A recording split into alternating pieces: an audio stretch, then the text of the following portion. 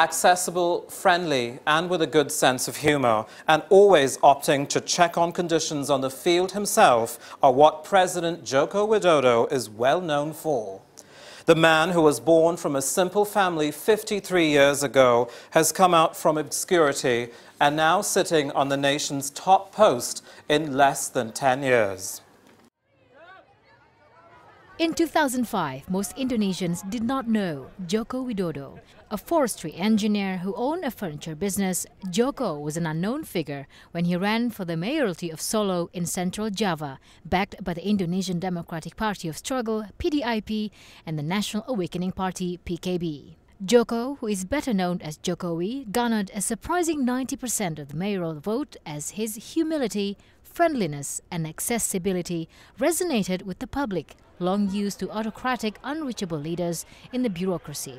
Once in place as a mayor, he remained the same, continuing to see for himself the situation on the field, discussing and registering complaints and hopes of the people, and being hands-on in addressing problems. His popularity got him re-elected for a second term, although he only came under the spotlight when he expressed his personal support for a national car produced by vocational school students in Solo. He took the car as his official car.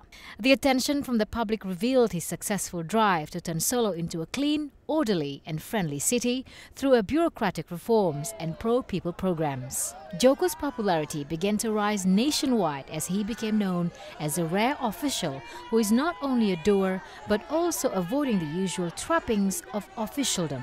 His popularity also prompted PDIP to name him as a candidate for the Jakarta governorship in 2012, running in tandem with Deputy Governor Basuki Cahayapurnama, who was backed by the Great Indonesia Movement Party, Gerindra. The pair faced a formidable opponent, Fauzi Bowo, who was backed by the other political parties. Joko won 53.82% of the vote in the second round.